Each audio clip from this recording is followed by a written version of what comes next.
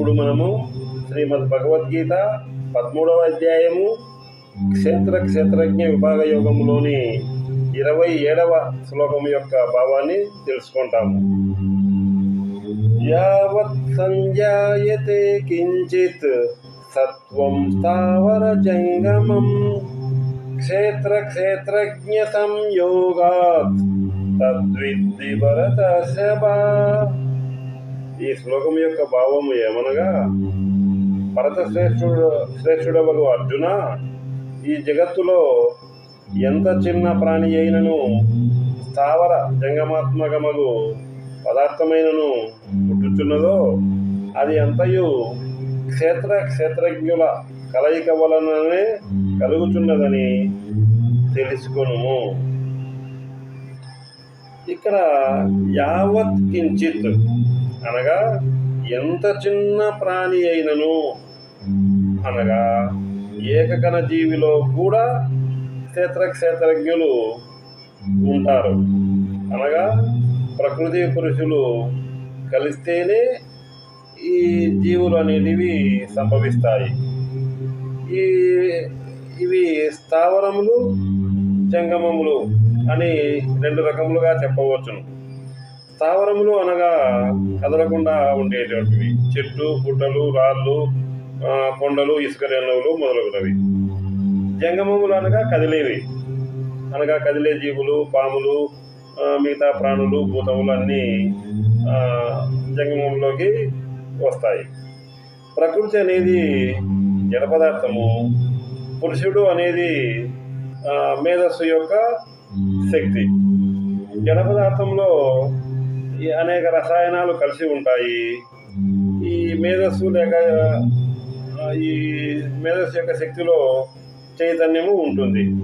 ఈ విధముగా ఆ చిత్తు రెండు కలిస్తేనే విశ్వ వ్యవస్థ ఏర్పడుతుంది.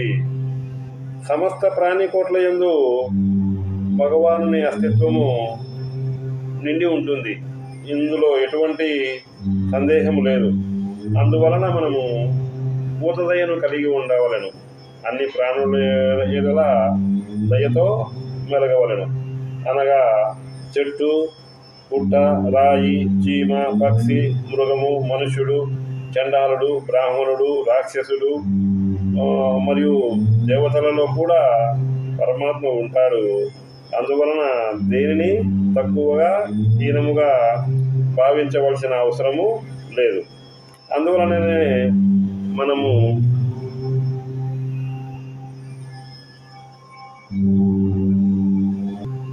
విగ్రహారాధనను తప్పుగా భావించవలసిన అవసరం లేదు. రాతి విగ్రహంలో కానీ చెక్క విగ్రహంలో కానీ మనము భగవంతుని దర్శించవచ్చును. ఎందుకనగా ప్రతి పదార్థంలో పరమాత్మ నిబిడీకృతమై ఉన్నాడు.